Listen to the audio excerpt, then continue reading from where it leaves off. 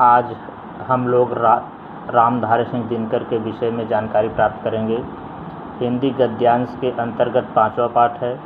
आचार्य रामधारी सिंह दिनकर जी के विषय में जानकारी प्राप्त करेंगे। सबसे पहले हम इनके जीवन परिचय के विषय में जानकारी प्राप्त करेंगे।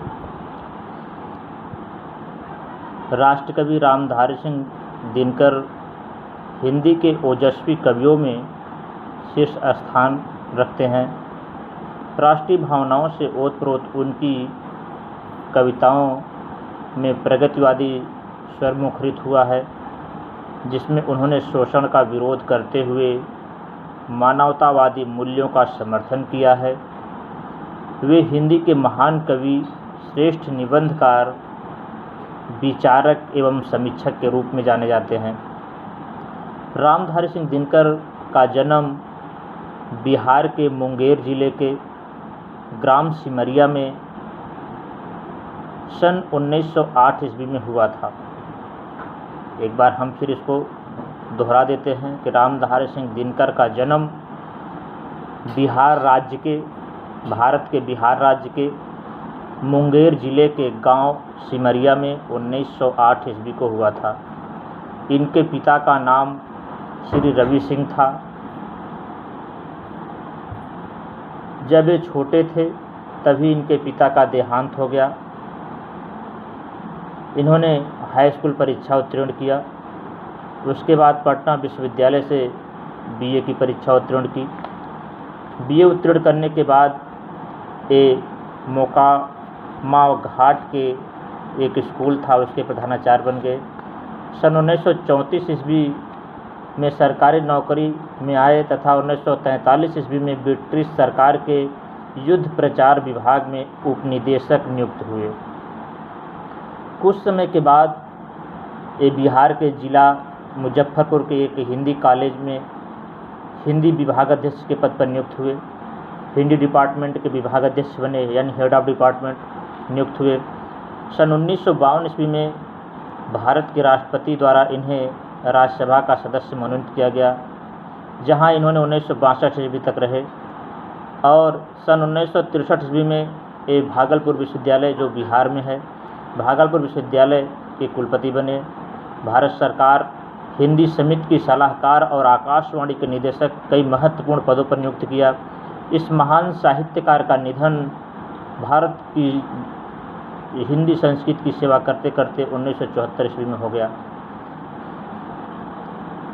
अगर हम दिनकर जी के काव्य प्रतिभा के ऊपर दृष्टि डालें तो ये बहुत बड़े कवि के रूप में जाने जाते हैं। इनकी कई कविताएं हैं। ये हिंदी के राष्ट्रीय कवि के रूप में भी जाने जाते हैं। मैट्रिक पढ़ते समय ही इन्होंने प्रणभंग नामक काव्य को प्रकाशित किया, जिससे इनकी बचपन में काव्य प्रतिभा के विषय में जानकारी प्राप्त होती है। सन 1928-29 में विधिवत साहित्य सृजन की तरफ पदार्पण किया। राष्ट्र प्रेम में इनके अंदर कूट कूट के भरा हुआ था। ये महाकाव्य की रचना भी किए, ये महाकाव्यकार के रूप में भी जाने जाते हैं। इनकी भारतीय दर्शन, संस्कृति, कला एवं साहित्य के विषय पर बहुत ही गंभीर पकड़ थी, बहुत ही गंभीर जानकारी थी। इस साहित्यकार ने हिंदी को बहुत बड़ा योगदान दिया।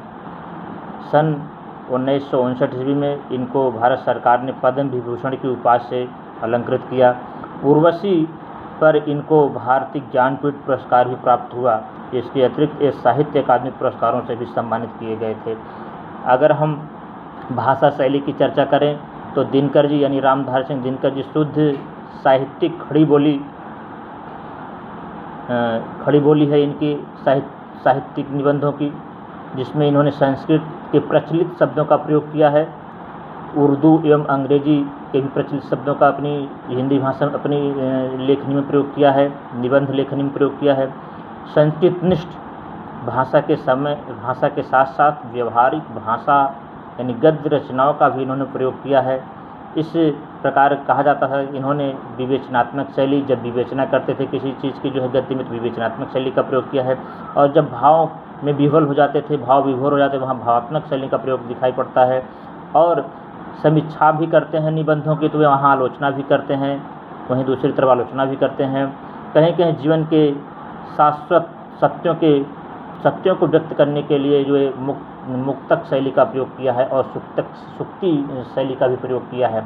इसलिए अगर हम कहें पूरी तरीके से भाषा शैली, तो इनकी शुद्ध साहित्यिक खड़ी बोली ही इनकी साहित्यिक भाषा थी।